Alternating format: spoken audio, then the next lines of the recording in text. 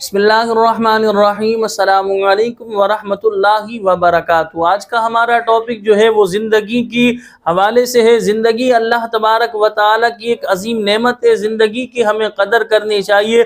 ज़िंदगी अल्लाह तबारक व तआला ने हमें अपनी इबादत, अपनी बंदगी के लिए दी है। ज़िंदगी इंसान को एक बार मिलेगी, दोबारा नहीं मिलेगी। एक बुजुर्ग का कौल था कि ए इंसान, जब तू दुनिया में आया तो लोग तेरे आने पर जो है खुश हो रहे थे और तू रो रहा था। ऐसे काम कर जा कि तू दुनिया से जा रहा हो, लोग तेरे जाने पर जो है रो रहे हो और तू खुश होता हुआ दुनिया से जा रहा हो। तो लिहाजा मुझ समेत हर इंसान को चाहिए ज़िंदगी की कदर करें। आइए आज इस टॉपिक पर हम आपके सामने कुरान और हदीस की रोशनी में कलाम करेंगे। सबसे पहले अल्लाह तबारक व तआला ने ज़िंदगी के हवाले से देखें कुरान में जिक्र किया।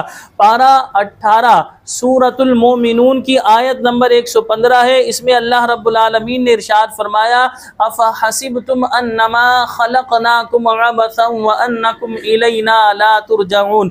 अल्लाह पाक फरमाता है, तो क्या ये समझते हो कि क्या हमने तुम्हें बेकार बनाया और तुम्हें हमारी तरफ लौट कर नहीं जो है आना। तो लिहाजा अल्लाह तबारक व तआला इस बात का यहाँ जिक्र फरमा रहा है कि हमने तुम्हें बेकार नहीं बनाया, तुम्हारे बनाने का मकसद है, तुम्हें किसी मकसद के लिए बनाया है और तुमने ज़िंदगी गुजारने के बाद दोबारा हमारी तरफ लौट कर आना है। तुम पर मौत तारी होगी, तुम्हारे जिस्म से रूह निकाली जाएगी। जब तुम्हारे जिस्म से रूह निकाली जाएगी और जब तुम पर मौत वाक़ई होगी, तुम हमारे पास दोबारा आओगे। अब देखिए अल्लाह ताला ने इस बात को एक और जगह जिक्र किया। अल्लाह ने फरमाया, अल्लज़ी खलक़ल मौत वल हयात लियब्लुवकुम अय्युकुम अहसनु अमला। ये सूरह मुल्क 29वां सिपारा। अल्लाह पाक फरमाता है, वो जिसने मौत और ज़िंदगी पैदा की कि तुम्हारी जांच हो कि तुम में किसका काम ज़्यादा अच्छा है। एक और मकाम पे अल्लाह ने फरमाया 27वें सिपारे में, वमा खलक़तुल जिन्न वल इंसा इल्ला लियअबुदून। अल्लाह पाक फरमाता है कि जिन्नो इंस को हमने अपनी इबादत के लिए बनाया। यानी मेरा और आपका दुनिया में आने का मकसद अल्लाह की बंदगी करना, अल्लाह पाक की इबादत करना। तो मुझे और आपको सोचना चाहिए कि आज हम अपने वक्त की कदर कर रहे हैं, आज हम अपने मकसद को समझ रहे हैं कि अल्लाह ने तो हमें अपनी बंदगी, अपनी इबादत के लिए भेजा था। हम फजूलियात में, लग़वियात में, बेकार बातों में, लायानी बातों में तो कहीं मुब्तला नहीं। अगर हमारा जवाब इस हवाले से ये आए कि मैं अपने मकसद में जो है कोशा हूँ, अपने मकसद में लगा हुआ हूँ, तो अल्लाह का शुक्र अदा करें। और अगर आपको ये महसूस होता है कि मेरी ज़िंदगी तो बेकार गुजर रही है, तो अल्लाह की बारगाह में तौबा करके अपने मकसद को समझिए। आइए मज़ीद समाअत फरमाते हैं। हज़रत सैयदुना हसन बसरी रज़ी अल्लाह तआला अन्हु फरमाते, जल्दी करो, जल्दी करो, तुम्हारी ज़िंदगी क्या है? यही सांस तो है कि रुक जाए तो तुम्हारे उन आमाल का सिलसिला भी मुनक़ते हो जाए जिनसे तुम अल्लाह अज़्ज़ा वजल का क़ुर्ब हासिल करते हो।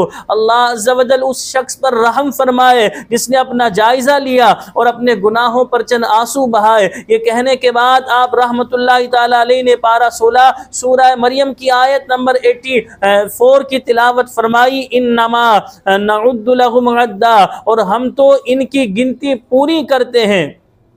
हज़रत सैयदुना इमाम मोहम्मद बिन गज़ाली रहमतुल्लाहि ताला अलैहि फरमाते, यहाँ गिनती से मुराद सांसों की गिनती मुराद है।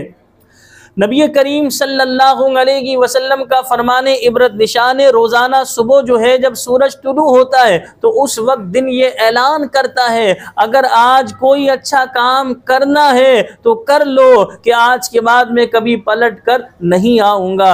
अल्लाहु अकबर। यानी इंसान से दिन जो है गोया के ये कलाम कर रहा होता है कि तुमने अगर कोई आज अच्छा काम करना है तो कर लो, कल मैं पलट कर नहीं आऊँगा। तो आपने देखा होगा कि आपसे कोई मिलकर जाता है, हमें खबर आती है कि भाई फुला का इंतकाल हो गया, आप हैरान होते हैं कि अभी तो मिलकर गया, अभी तो मेरे साथ दावत में था, मुझसे बातचीत कर रहा था, हमने साथ नमाज पढ़ी, महफिल में थे। तो लिहाजा अचानक इंसान पर इस तरह मौत तारी हो जाती है।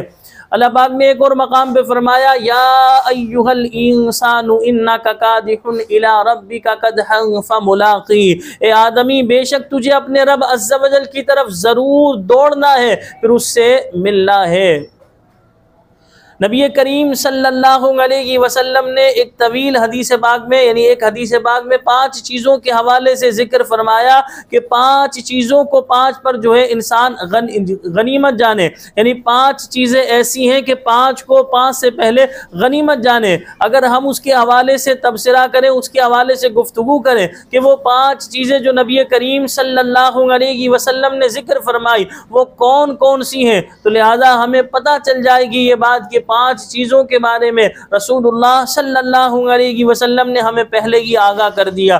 फरमाया हुजूर ने जवानी को बुढ़ापे से पहले, सेहत को बीमारी से पहले, मालदारी को तंगदस्ती से पहले, फुर्सत को मशगूलियत से पहले और ज़िंदगी को मौत से पहले जो है गनीमत जानो। यानी आइए आप ये देखें कि पहली चीज़ जवानी को बुढ़ापे से पहले गनीमत जानो, यानी जवानी में हम बहुत ज़्यादा अल्लाह की इबादत कर सकते हैं, बंदगी कर सकते हैं, जो मशक्क़त वाली इबादत है वो भी जवानी में बासानी कर सकते हैं। मसलन हज है, इसी तरह जो है गर्मियों के रोज़े रखना है, जिहाद है, तो ये जवानी में इंसान बासानी कर सकता है, बुढ़ापे में करना दुश्वार होता है। इसी तरह फरमाया सेहत को बीमारी से पहले, यानी जब हम सेहतमंद होते हैं तो अल्लाह की इबादत करना आसान होता है, बीमारी में ज़ाहिर सी बात है इबादत करना इंतहाई मुश्किल होता है। मालदारी को तंगदस्ती से पहले, माल होगा तो हम अल्लाह की राह में खर्च करेंगे, हम खुद ही तंगदस्त होंगे, क्या अल्लाह की राह में खर्च करेंगे। इसी तरह फुर्सत को, यानी जब हमारे पास वक्त मौजूद है तो हम उस वक्त को अल्लाह की इबादत में लगाएं,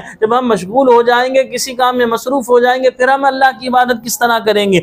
इसी तरह फरमाया ज़िंदगी को मौत से पहले, गाफिल तुझे घड़ियाल ये देता है मुनादी, कुदरत ने घड़ी उम्र की एक और घटा दी। अल्लाहु अकबर। मुझ समेत हर इंसान को चाहिए कि हम अल्लाह तबारक व तआला की बंदगी करें। नबी करीम सल्लल्लाहु अलैहि वसल्लम ने इरशाद फरमाया 2 नेमतें ऐसी हैं जिनके बारे में बहुत से लोग धोखे में हैं, एक सेहत और दूसरी जो है फरागत, यानी सेहत के हवाले से भी और फरागत के हवाले से भी हुजूर ने फरमाया लोग धोखे में हैं। अल्लाह करीम की बारगाह में दुआ है कि अल्लाह पाक मुझे भी और आप तमाम देखने वाले दोस्तों अहबाब को अल्लाह पाक अपनी खूब खूब बंदगी की इबादत की तौफीक अता फरमाए। बेकार काम, लायानी काम और फजूल कामों से अल्लाह पाक हम सबको महफूज फरमाए। अस्सलामु अलैकुम व रहमतुल्लाहि व बरकातुहू।